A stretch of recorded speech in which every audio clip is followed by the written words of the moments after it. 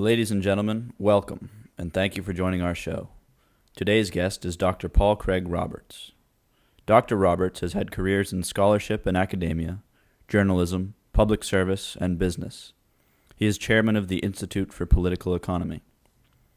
He has held academic appointments at Virginia Tech, Tulane University, University of New Mexico, Stanford University, George Mason University, and Georgetown University. Dr. Roberts was associate editor and columnist for the Wall Street Journal and columnist for Business Week and the Scripps Howard News Service.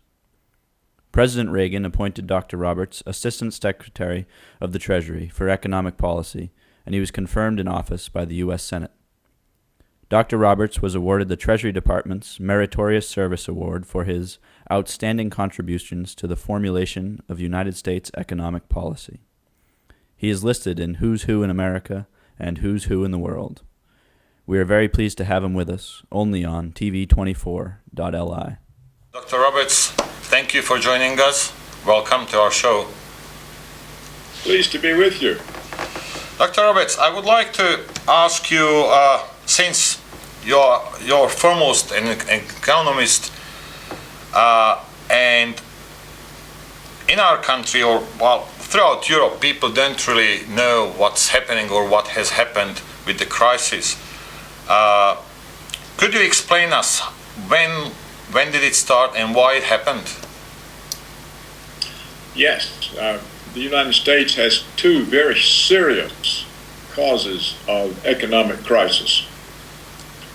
One is the offshoring of American middle-class jobs. The corporations, in order to reduce their labor costs, raise their profits, and raise the bonuses of management, shipped American middle-class jobs to India, to China, elsewhere offshore, where they are performed at a very low labor cost. So this has stopped the growth of American consumer income. And the people, unable to continue to increase consumption because they had no growth in income, the central bank, known as the Federal Reserve, started a credit boom. They lowered interest rates, which drove up home prices. People with mortgages were able to refinance their homes, to take out the higher price, to take out the equity in the form of money and spend it, and that kept the consumer economy going until the debt built up to such levels that it wasn't possible to incur any more debt. Now, all of that debt led into the financial crisis. The refinancing of the mortgages, the issuing of new mortgages, many of which were of dubious credit quality. They were misrepresented as investment-grade securities. They were packaged, securitized, and packaged, and sold to investors around the world. So several times the same debt was sold several times. Exactly, that's right. The same debt, packaged, repackaged, sold. And this is sort of the basis for the financial crisis. Now, nothing has been done about the loss of American jobs. That still continues. And the only thing they did about the financial crisis was to expand the government debt and the creation of new money in order to bail out or save the big banks. There's really only about 5 giant banks that they worry about. As part of the deregulation, part of the consequence of repealing the Glass-Steagall Act, which had long been the basis for the Could you explain us? Could you tell us what Glass-Steagall Act was and what happened in 1999 with it?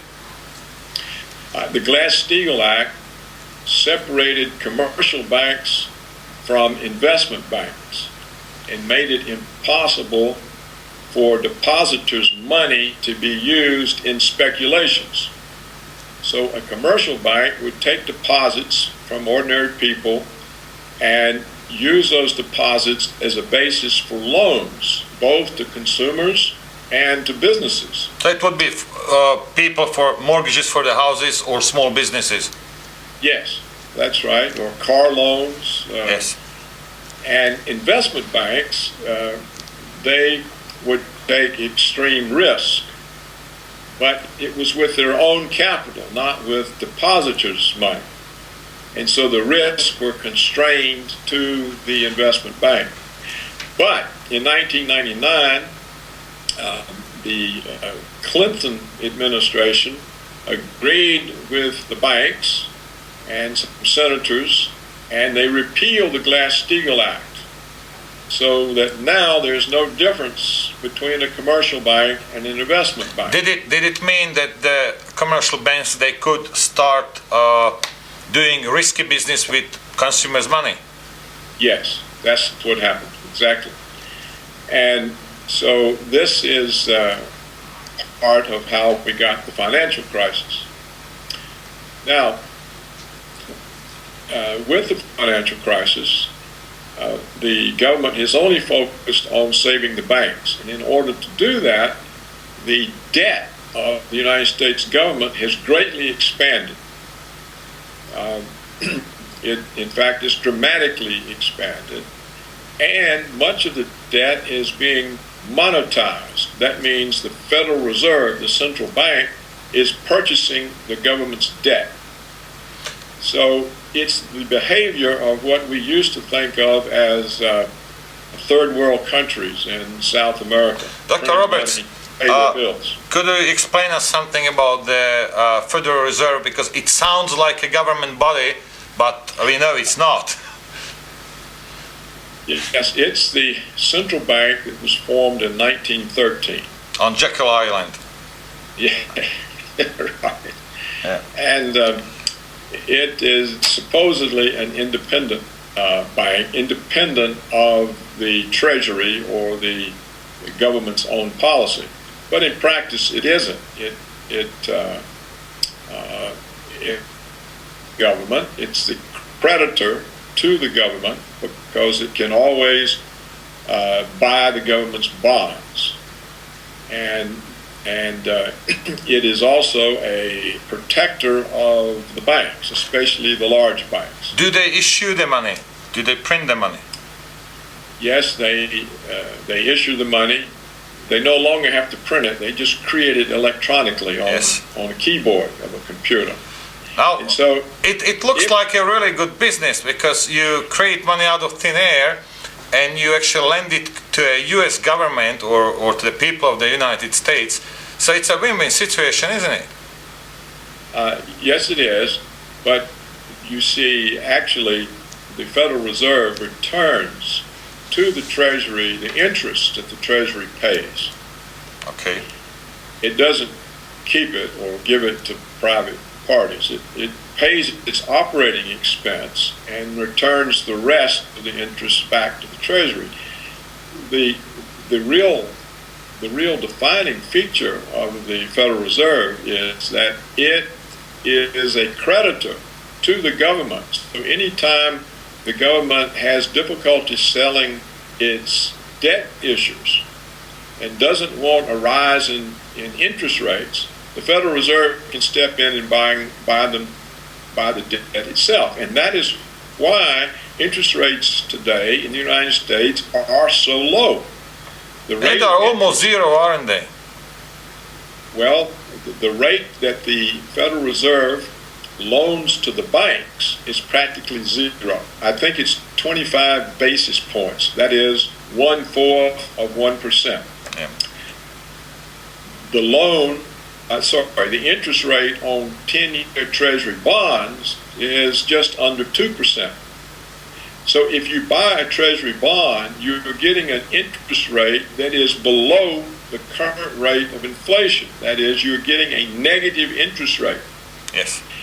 This doesn't make any sense. most people don't buy an asset that's depreciating and paying them a loss. Yeah. And it's only possible because the Federal Reserve can buy the bonds to drive up the price and thereby lower the rate of interest. And so But is there a reason why they are doing it? Yes, they're trying to recapitalize the 5 large banks that they're worried about failing. The 5 large banks own 96% of the $230 trillion in derivatives. You're talking about J.P. Morgan, Goldman Sachs, and so on.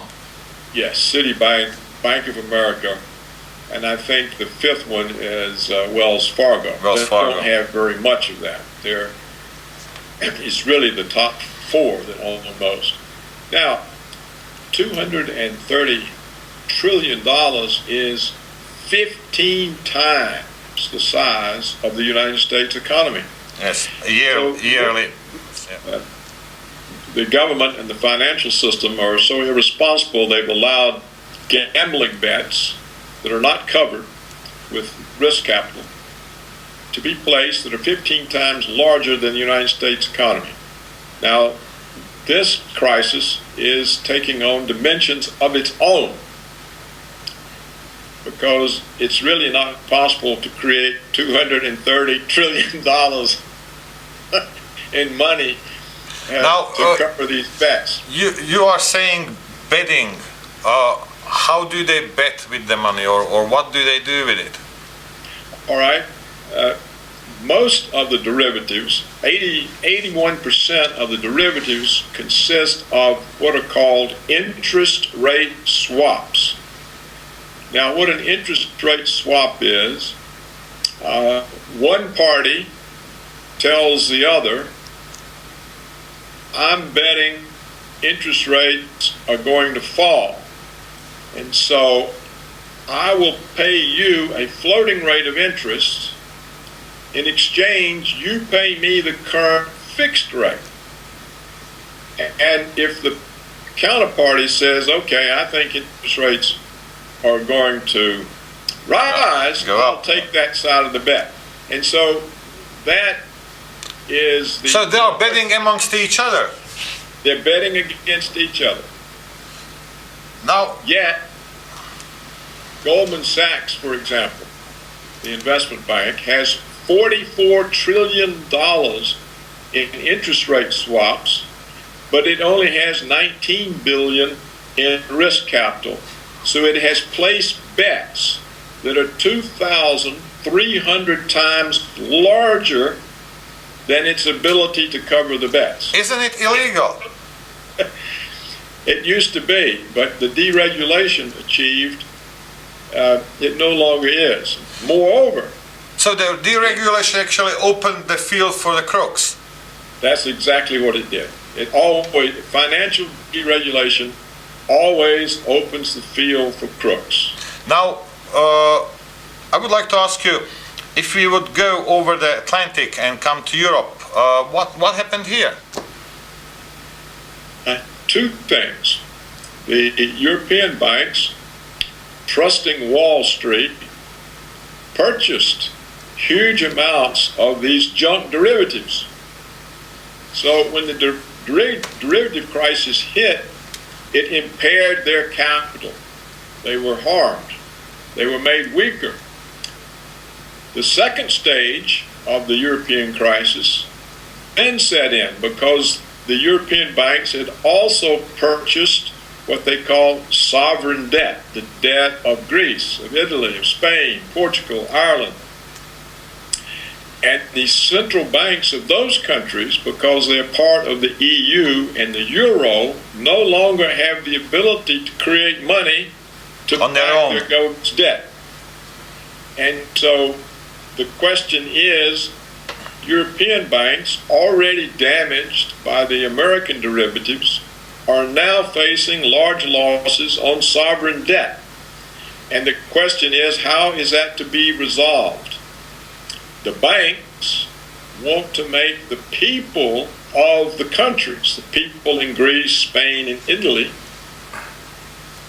make their bonds good. That means the people have to have their pensions cut, have to give up employment, have to have public sector goods privatized and sold off. Yeah, they want to bring in austerity, but I would like to ask you, let's say Greece, because Greece been on, on the news, for forever now.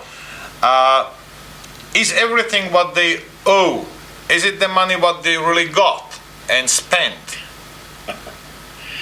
Well, I don't know the answer to that. The Greek government was able to sell more debt than the EU rules permit because Goldman Sachs helped them disguise their indebtedness. Disguise? This sounds like a fraud to me. Yeah, it's like the mafia. Very nice. It's like it's gangs. In the United States, we call the banks banksters. Yes. That's a combination of bank gangsters. Yeah. And you see, this is all new. This has all happened in the last 12 years. And it's an unprecedented development. So the entire policy of the United States and also now of the European Union is focused not on saving the economies, but on saving the banks. All right, but if I go back to Greece, if the government did something it wasn't supposed to do, yeah, and Goldman Sachs helped them to disguise it, all right, it's fine. Isn't the government responsible for it if it was a fraud? Why are the people of Greece, why are they supposed to pick up the tab now? Well, because the government of Greece hasn't got any money except what it can extract from the people of Greece. And so the banks are saying, yes, it's your fault, government of Greece. You have to pay us. We don't want to write off these loans. Our capital is already impaired. And so you go squeeze the people of Greece, take away their benefits, and use the money to pay us. Now that is the policy that is being applied to Greece. And it appears to be the one that will be applied to Italy and to Spain. And Ireland. In other words, you have to understand that, the Prime Minister of Greece had to resign. And the banks appointed the Prime Minister. Yeah, the guy was ex-Goldman Sachs guy, wasn't he? And same in Italy. In Italy, he was ex-Goldman Sachs. Yeah. Yes. In fact, the entire Italian cabinet is appointed. None of them were elected. So no one is elected, they're appointed. They're appointed. So it's like EU. Right. Democracy is being destroyed. And of course, the EU bureaucrats are using the crisis to take over the economic policy of the individual countries. They say, we can't trust the governments, look what's happened, and so we are going to consolidate and we will make the tax decisions, the budget decisions for all the countries. Well, do you think it was premeditated, that it was done the way so they can take over? I don't know. Of course, the EU government wants the power. Of course they do. So whether it was premeditated or not, they certainly see the opportunity in the crisis to seize power. To get the power. And you may have seen that just recently the American billionaire George Soros said that the only way the EU can be saved is if the central government gets the power. Well, we are not really keen to listen to this guy because he comes from the country next to us, from Hungary, and we know who he is and who he was, so we don't listen to him too much. But it shows the way of thinking, you see, and so the thought is supportive in the United States of the European Union becoming a more centralized power. In fact, the individual members of the EU would lose their self-determination. Yeah, well, it doesn't look good for us. I know that much. Now, I would like to ask you, we had a couple days ago, we had on Dr. Jerome Corsi, and we were talking about actually what's happening in the United States, and having, you mentioned George Soros. Yeah, he said that the only obstacle between them and the global government is the United States. So I would like to ease into this question. It looks like maybe for the last 20 years, the globalists, they have been trying to take over the United States, or actually get the United States on their knees. Well, you see, the United States, or the corporations, it really depends on what you mean by globalist. But in the United States, what has happened is the manufacturing corporations and now the professional service corporations, they are in favor of globalism because to them it means they hire cheaper foreigners to produce the goods and services that they sell to Americans. So Americans are separated from the incomes associated with the production of the goods and services that they consume. Didn't General Motors use the bailout money to actually move the factories out of the United States? They may have used some of it for that purpose, but the factories were already being moved out regardless of the bailout. And so that, what globalism means is you can produce for your home markets not by using your own labor force, but by using labor forces elsewhere that are underemployed, can be cheaper, hired at cheap wages. So that's one aspect of globalism. The other aspect of globalism is that you transform the agricultural communities of the rest of the world, these self-sufficient agricultural communities, and you turn them into monocultures. So that happened here. That happened here. They killed off our agriculture in this country. Yes, they make you produce for the world market. You produce one or two crops. You're no longer self-sufficient. You have to start importing your food. And that's the other aspect of globalism, and it's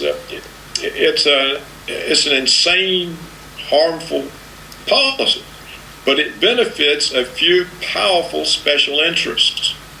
The very large corporations, both in manufacturing and in agribusiness. Do you think that these large corporations they have a big influence over the politicians?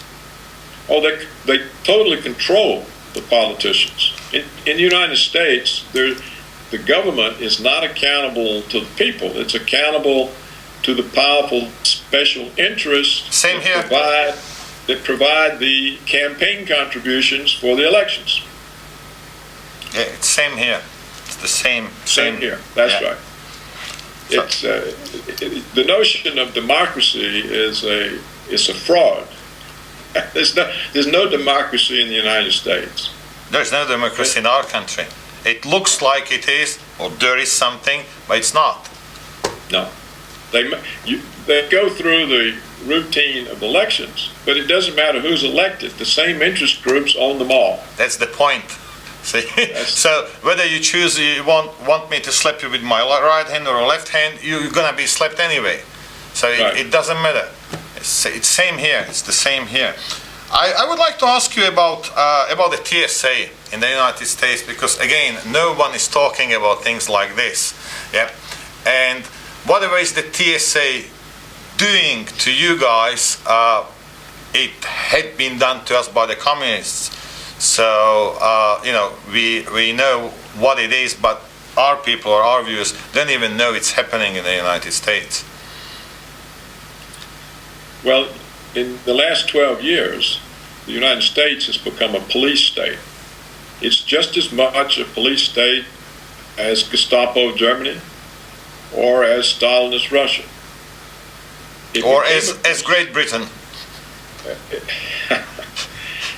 The United States became a police state because of what they call 9/11, September 11, 2001, the alleged attack by Muslim terrorists on the World Trade Center and the Pentagon. Now, that event has been used to destroy the United States Constitution, to destroy the civil liberties that the Constitution guarantees, and to make the president or the executive branch, the office of the presidency, unaccountable to law, to the people, to Congress, or even to the courts, because they use the pretext of the war on terror.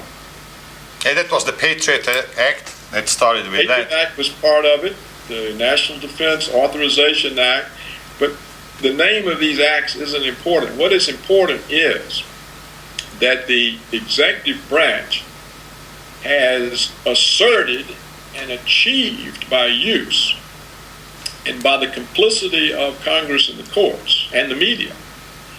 The executive branch has asserted the power to imprison American citizens, to steal their property without due process of law. They can simply throw you in a dungeon just like a medieval robber baron could throw somebody in the dungeon for the rest of his life, never present any evidence to a court. So no jury, no judge.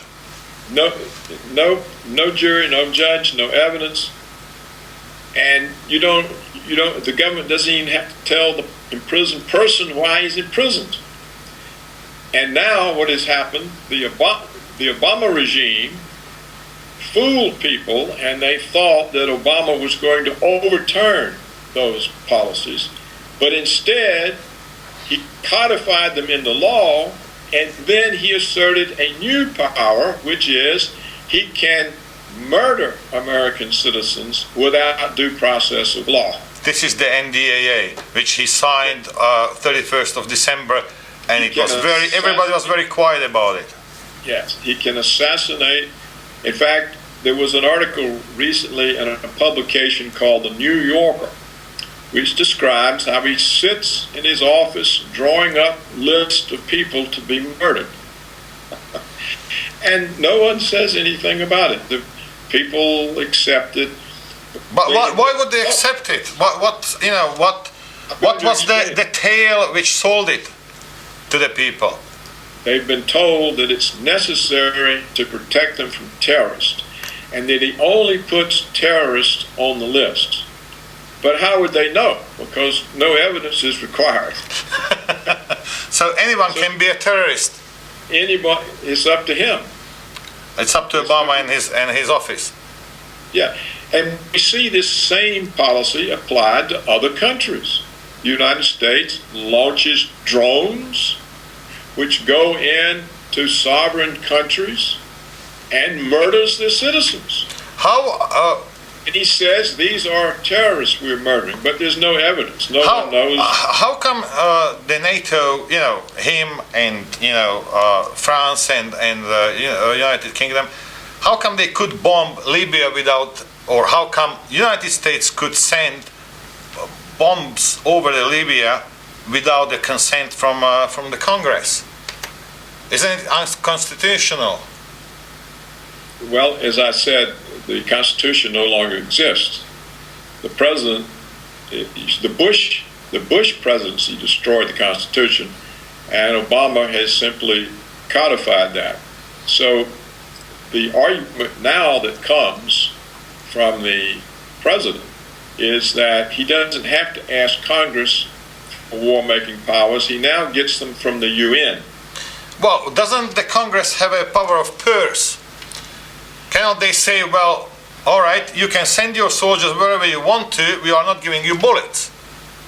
Yes, they have the power of the purse, and they also have the power to impeach. And everything that Bush and Obama have done would have been impeached in prior times. So why didn't it happen?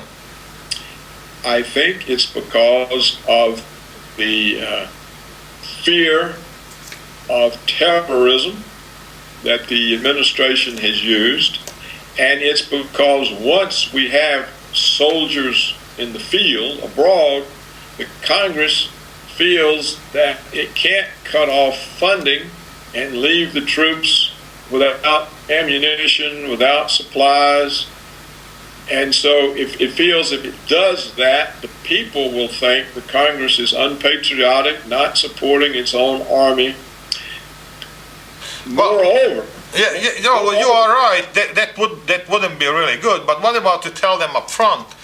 You go there. We are not sending you bullets.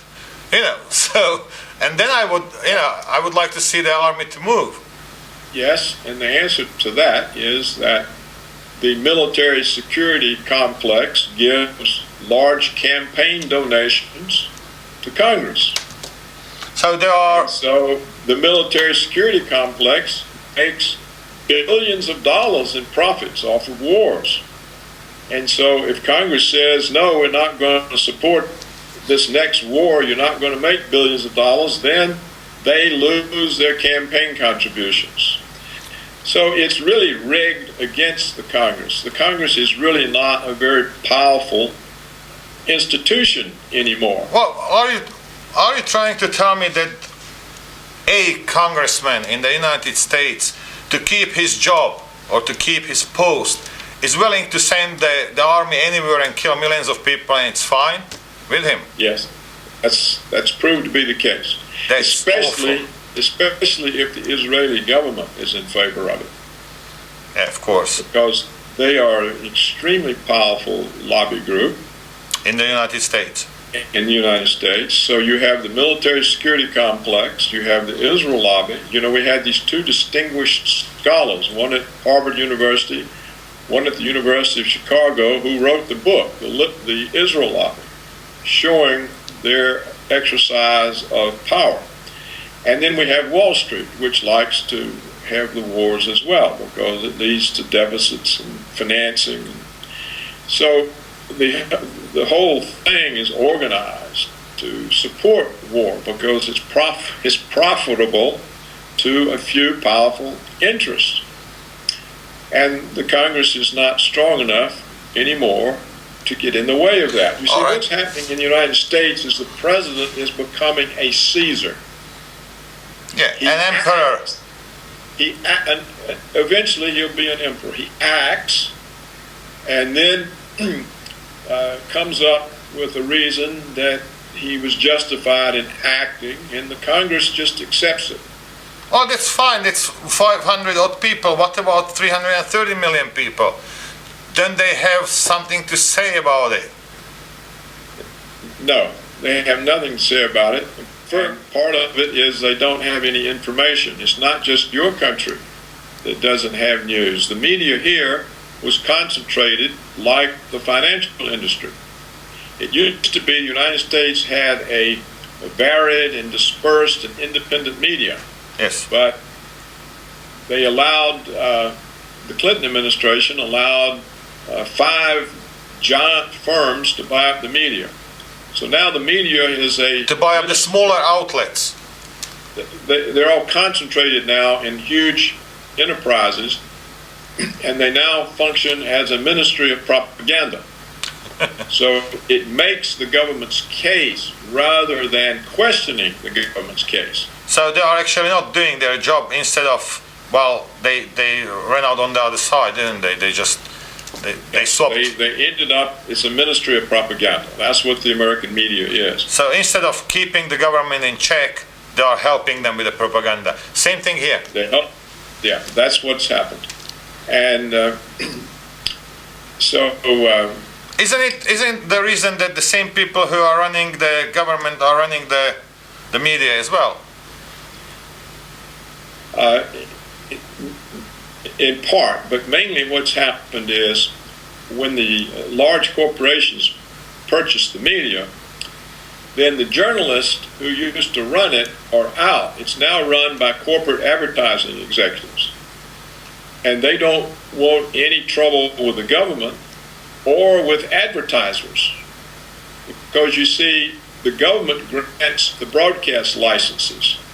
Same here. The value of the big companies is their broadcast licenses. So if they anger the government, they lose their licenses. And so the billions and billions of dollars of the company just disappears. So they cooperate for that reason. And the journalists that still exist understand, as do their editors, that they have to help the government's line not be a problem by questioning. And there's no more investigative reporting in the United States. It's just they repeat whatever the government says. And the financial press does the same. But you do have some really big independent media as well, like Matt Drudge or InfoWars. It's on the internet. Yes. The independent media is on the internet. What about talk radio? Is it still free? Some small parts of it, but most of the stations are part of these big conglomerates. We used to have an alternative voice called National Public Radio. It used to give an alternative view, usually the old liberal view, but it was silenced effectively by the George W. Bush administration. Do you think that Glenn Beck and Judge Napolitano, they were fired because they were going after Obama? Or, well, Glenn Beck went after George Soros, didn't he? And they were fired from Fox. I think I don't know why they fired Glenn Beck. I think he got sort of more and more out of control in his presentations. But I think he was aligned with the interest of Fox News and the interest of the government. I think he was one of the propagandists. Yeah, but somehow he got out of the control then. His behavior became strange. He'd cry and scream and yell, and so I think that maybe had something to do with it. But the judge was organized by the judge. Napolitano was removed from Fox News because he kept stressing the destruction of the United States Constitution by the executive branch. And he kept stressing the loss of civil liberties, which actually define the nature of being an American. When we lose our civil liberties, we're no longer Americans. We're serfs or slaves. Because we have. What are you trying to say? That if you speak up to defend the people or the Constitution, or speak up against the crooks, you will get fired? You get fired, exactly. And so it was a great surprise to many people that they had the judge on, but they didn't tolerate him very long. And so it serves as a warning to the others. Well, this happened after they started to go after Rupert Murdoch in England, didn't it? Yes, that's true.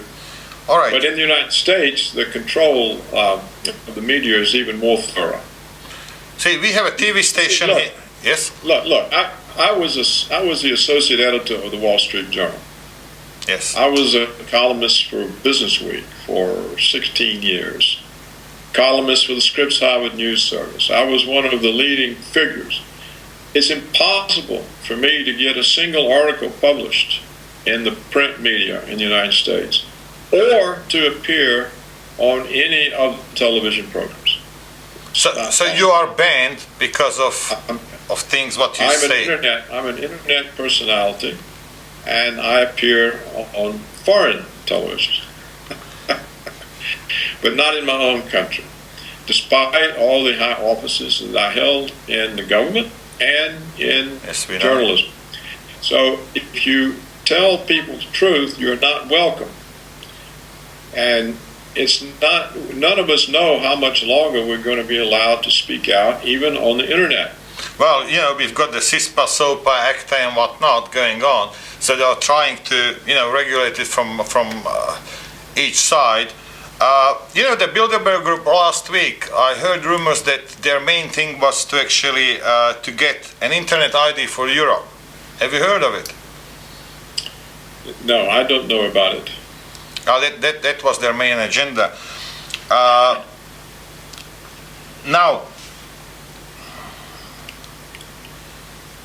what I was going to say, we have a TV station here which is owned by Ted Turner as well. We have a commercial TV station.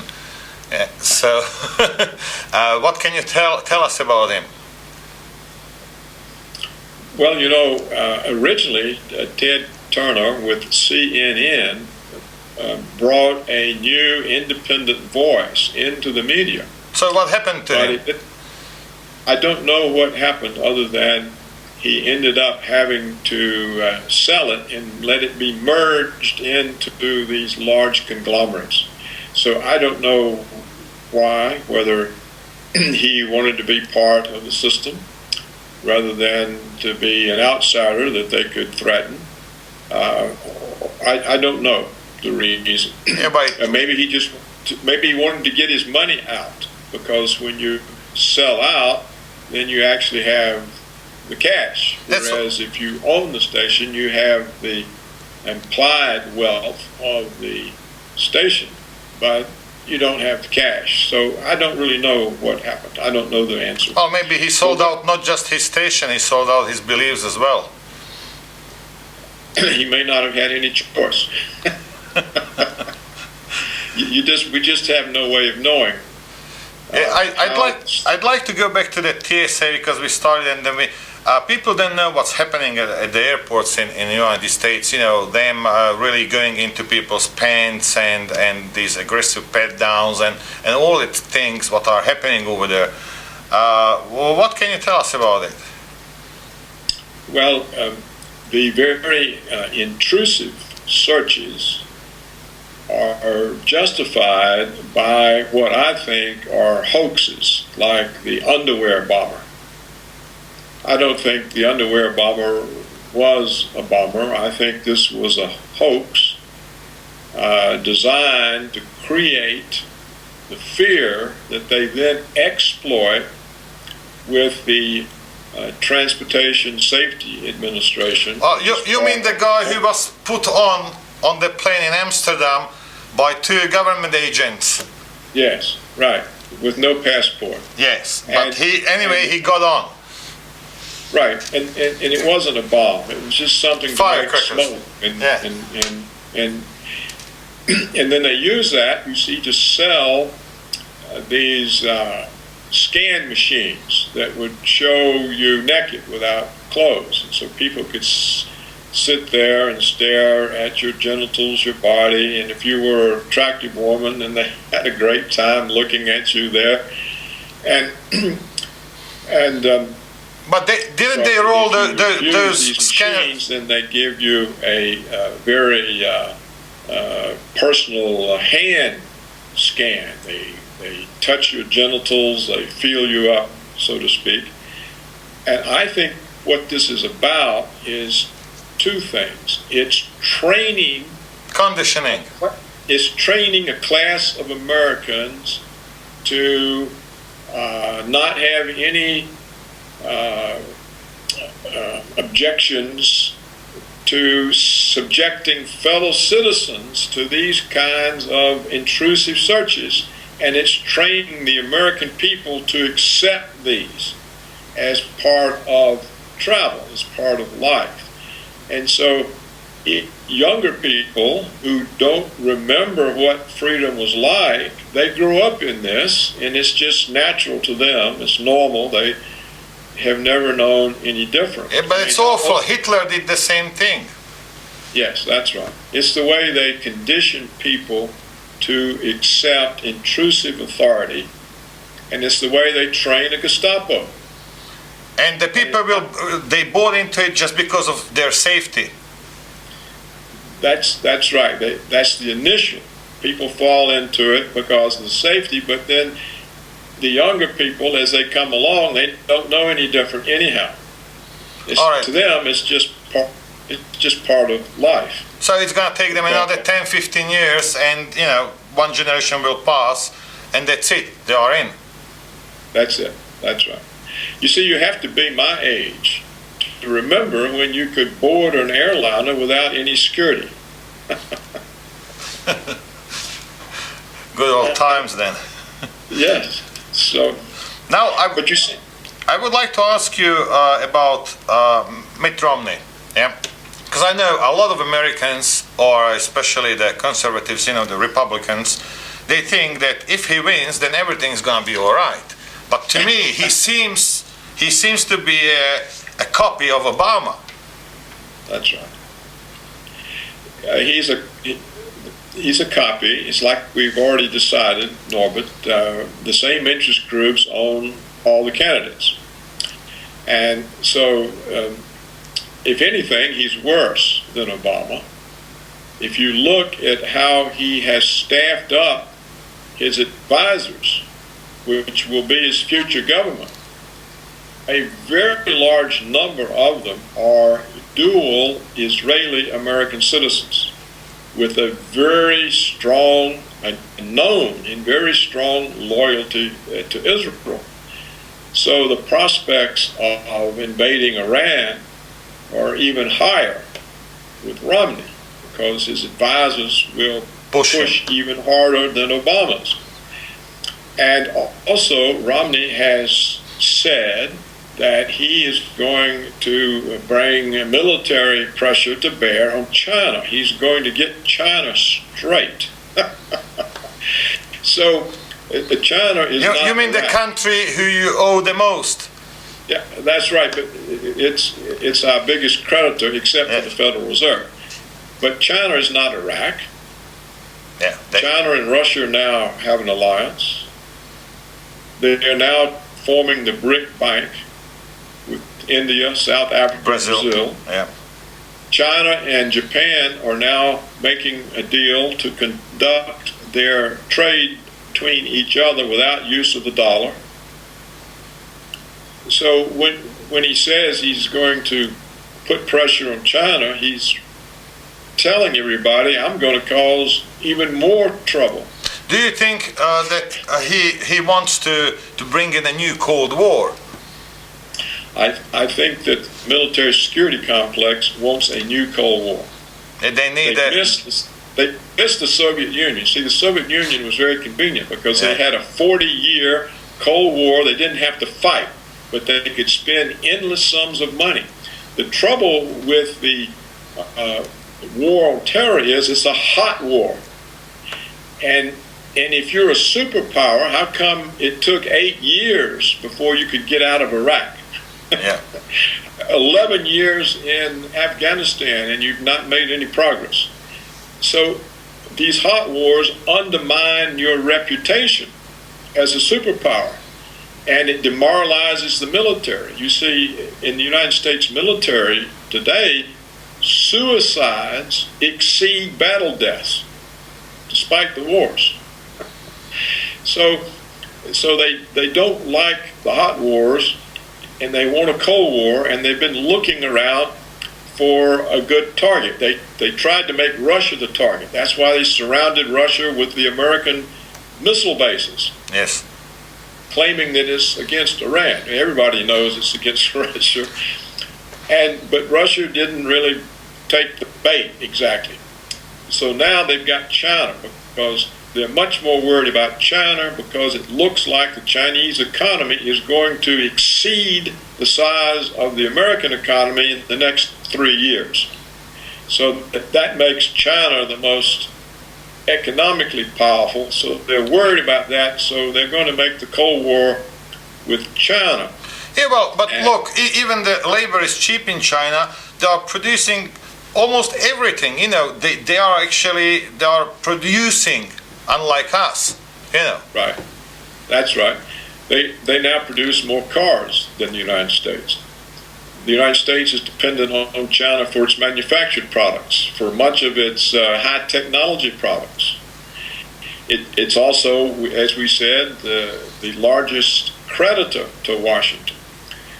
But we have the government in Washington has announced they're redeploying the United States Navy to Asia and to the South China Sea.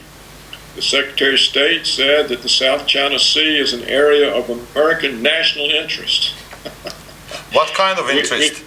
The naval base the Navy is going back to Subic Bay in the Philippines. Okay. We've put Marines in Australia. We're putting Marines in other Asian countries. The Americans are building a new naval base on a South Korean island. So the whole thing is to concentrate military force around China. Now, this is not what China wants. China is in the business of making money, developing markets, and doing a very good job of it. They are investing in Africa now, aren't they, the Chinese? That was the reason we overthrew Gaddafi in Libya. Yeah.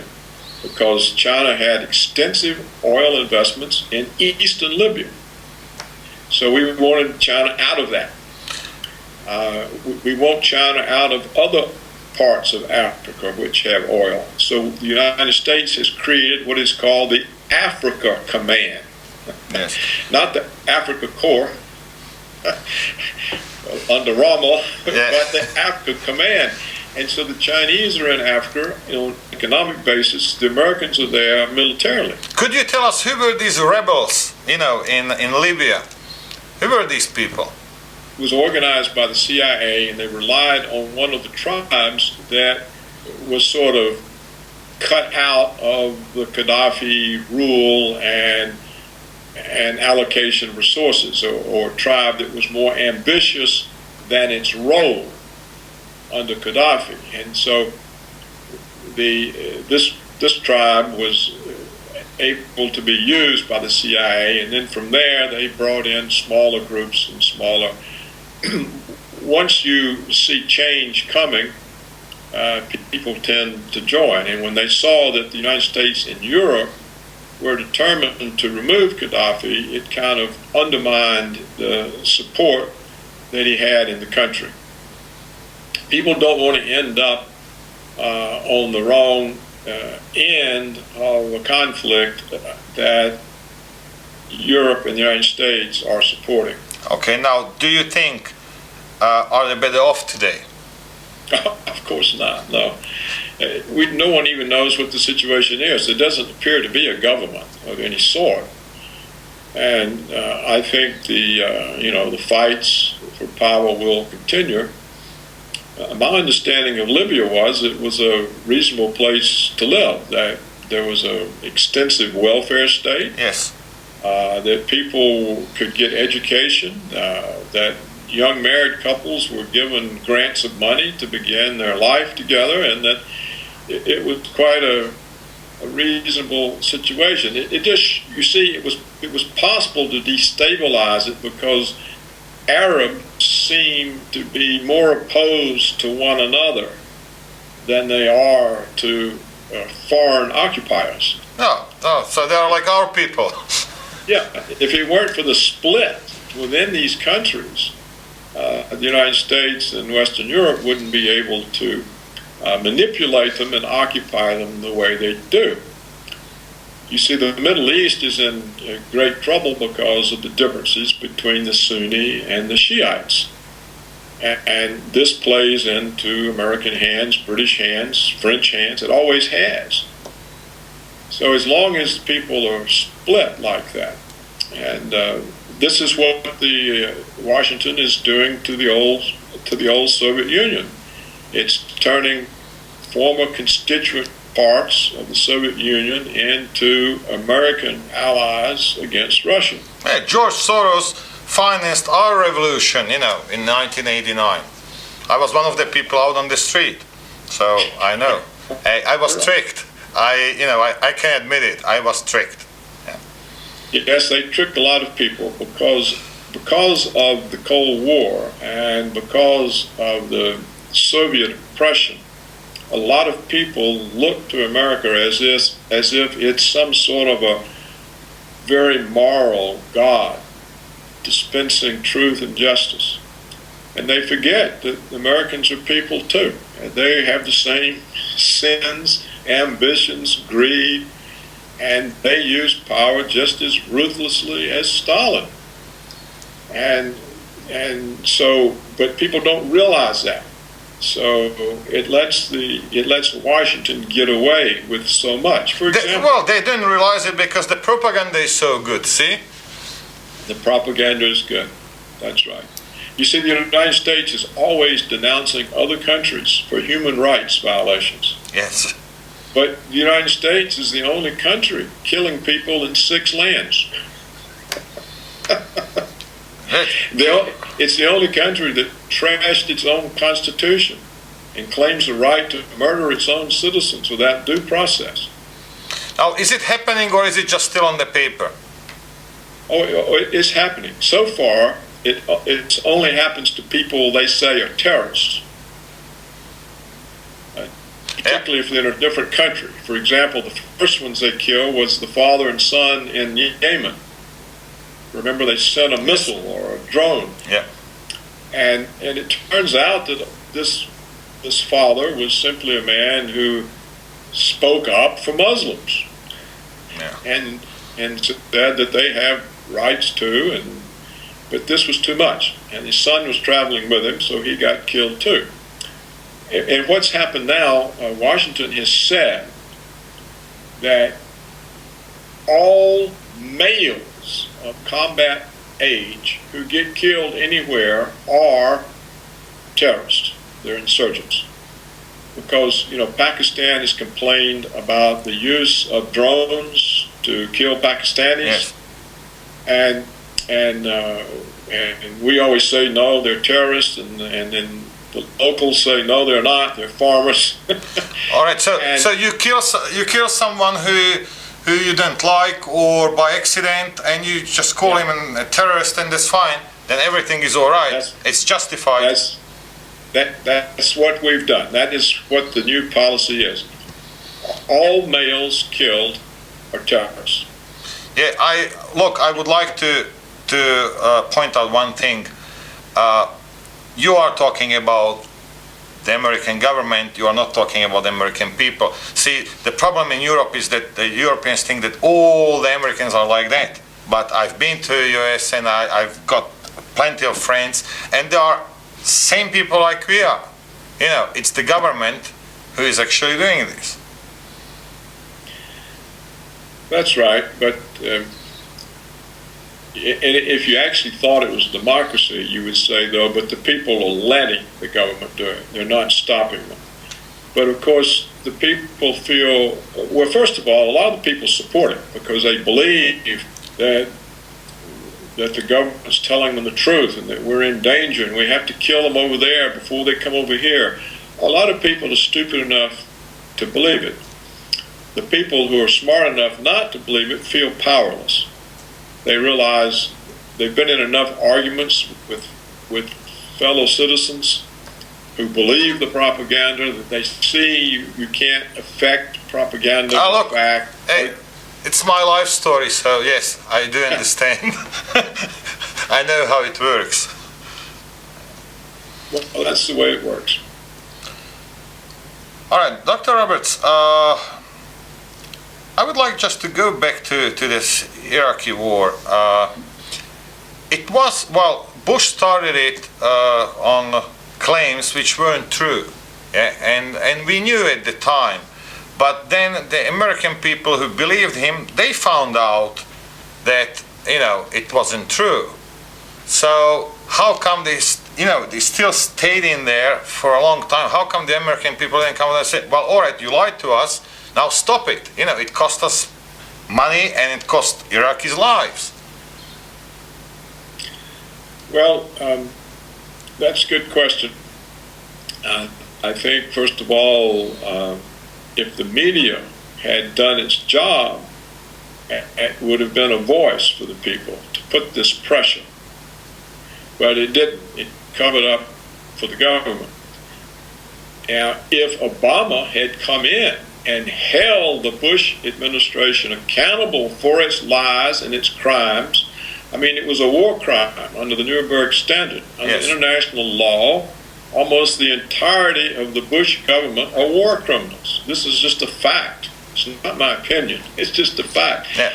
But instead of holding them accountable, which is what the people elected Obama to do, he pardoned them, in effect. He let them off the hook and said, we're not looking backward, we're only looking forward. And so they've gotten away with it. Same thing happened here after the communists went down. No one held them accountable. No one went after them. They just, they are amongst us very rich people now.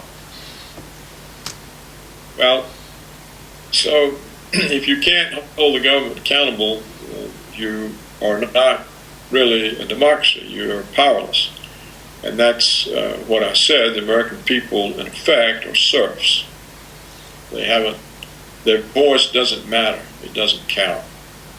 Well, I wouldn't be, there are voices, there are alternative media which you can actually hear even here. It's not that bad. All my knowledge must have come from somewhere, and it didn't come from the CNN, so it's not that bad, but you have to look it up. You have to look it up, but you see also what it is, in my opinion. The governments are used or accustomed only to paying attention to the print and TV media. That's the customary voice, and that voice is now congenial to them, so they don't pay any attention to what's said on the alternative media. It just doesn't enter into the national discussion. It's not quoted in the newspapers. It's not quoted on the TV shows. It's not quoted in the congressional record.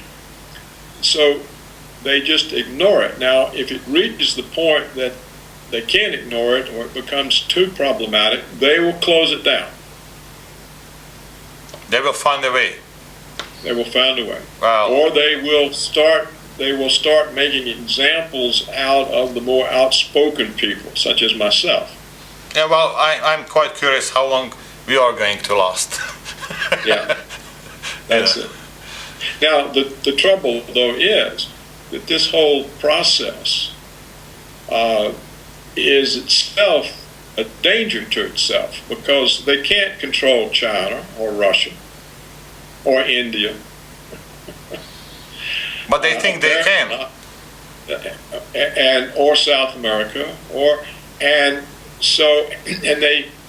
if countries that comprise a huge share of the world GDP stop using the dollar, it's going to weaken the power of the Americans. If the dollar is no longer the world reserve currency, Washington can't pay its bills by printing money, and it can't finance its wars.